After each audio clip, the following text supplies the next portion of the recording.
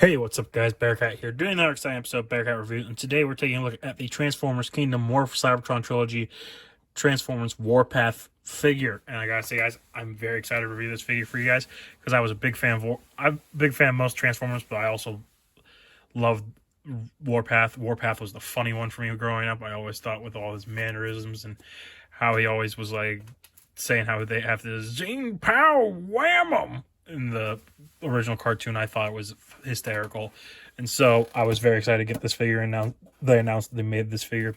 But taking a look here at the figure, as you can see, here's a picture of Warpath in his vehicle mode, and then in his robot mode going to vehicle mode. It's a deluxe class figure, so it's the basic pricing ones. On the side here, you can see is the Kingdom poster again. And if I shed some light on it, you can see, and bring it closer, you can see some of the characters that you can see on here. Since I noticed I didn't do that in the other ones, I thought I would do it for this one. So it just makes it hard for sometimes with getting on film because sometimes the light glare is bad, as you can see. But then on the back here, you got the product images of Warpath, and that's not much more at the top or at the bottom. So let's get to it and crack open Warpath. And here's Warpath out of the packaging in his tank mode. And I gotta say, guys, I really love this figure.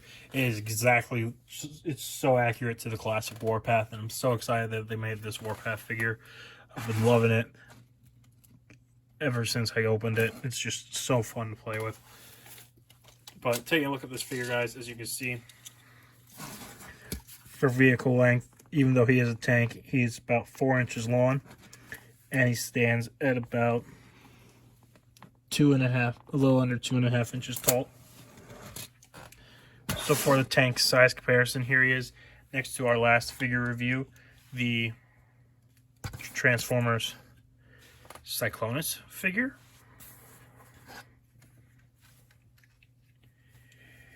Here he is next to the Earthrise Optimus Prime figure.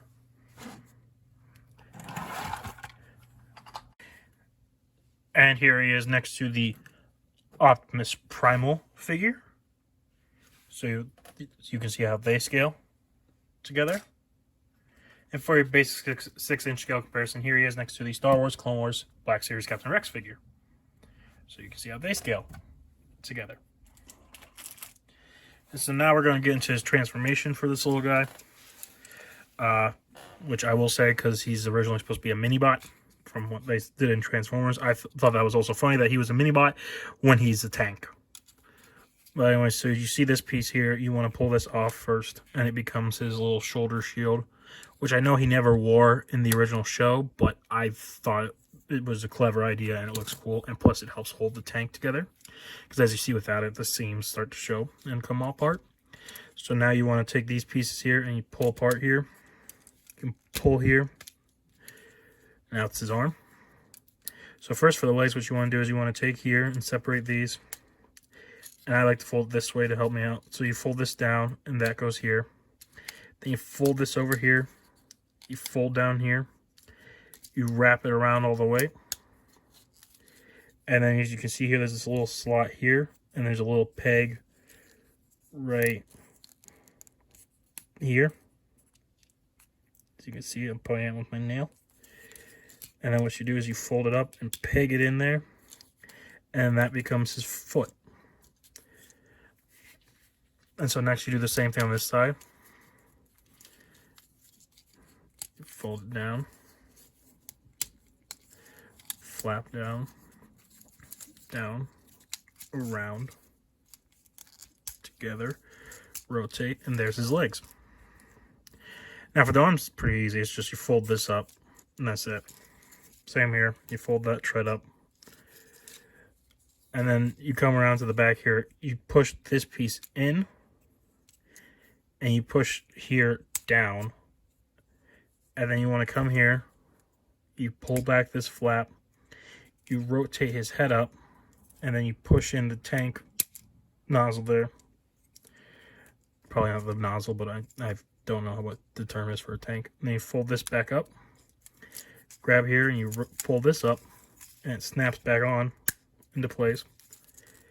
And then if you want, you can leave the shield off, and this is the G1 Warpath look, or if you want to do like they show on there, which isn't really that bad. There's a peg hole here on his shoulders, on both shoulders. You can peg it here just like on the box, and it becomes like a little riot shield. So there he is in his robot mode. And I gotta say, guys, this looks awesome. It looks so much like the classic G1 Warpath that it's amazing, and it's such a solid too. Like, nothing falls off, the shield and everything stays on. And I thought this was a nice little addition, was the shield, because, I mean, if you wanted to try and hide it, you could probably do that, but it doesn't really hide it much. And if you wanted to make him, like, G1 accurate, you just have to remove it. But I leave it on personally, because even though this is more accurate to G1, even though with this on, it doesn't really, to me, it's still G1 accurate, and I think this is a nice little tidbit. But the biggest question, I don't know if, I didn't personally have it, but I don't know, but some people might have had, which was, where's his gun? Well, if you recall, Warpath is tank, and his chest is the gun. But a little fun thing you can do if you wanted to show him shooting his weapons, you just pull out this tank nozzle and you can angle it up and down just like a tank. And so you can use that as his weapon. So, anyways, so for his articulation, his head is on a ball joint. So as you can see, it's got a lot of movement. Rotate 360. He can up that far and down that far. Arm moves out. Rotates 360. Bicep swivel, single jointed elbow that bends 90 degrees, wrist swivel. He does have a waist swivel right here, which it doesn't move much because of the back flaps holding it in place, but it still moves pretty far. His legs can go spread that far, kick forward that much, and back that much. Single jointed knee that bends 90 degrees, thigh swivel. And he does have ankle pivot. Although sometimes if you bend too far, it does get locked up a little bit. So you gotta, there we go. Snap it back into place. That's really it for the articulation on Warpath. So now we'll get him all set up for some size comparisons. So here we have Warpath, and he is standing here at just under 5.5 inches tall. And for your size comparisons, here we have him next to our last figure review, the Transformers Kingdom Cyclonus figure. So you can see how they scale together. Here he is next to the Earthrise Optimus Prime figure. So you can see how they scale together. Here he is next to the Transformers Kingdom Optimus Primal figure. So you can see how they scale together. And last but not least, for your basic 6-inch scale comparison, here he is next to the Star Wars, the Clone Wars, Captain Rex figure. So you can see how they scale together. And here is Warpath standing in action pose. And I gotta say, guys, this is an amazing figure. I highly recommend this figure if you are a fan of the Trilogy series or G1 series. Highly recommend getting Warpath. Just so nostalgic seeing this in real life and seeing a more accurate version, representation of Warpath from the cartoons. It's like I've said with all of these figures, I'm so excited for these because they're just like taking this characters off the screen and putting them in real life. It's just so amazing. But I want to thank you guys again for watching this video from start to finish. Please leave a like, comment, and subscribe. Let me know what you think. Let me know if there's something you want to see reviewed, and I'll try and get and review it.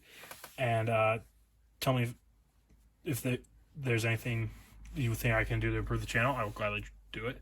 But yeah, guys, I love this figure. I think you guys will really like it too. And I'll catch you guys on the next exciting episode of Bearcat Reviews.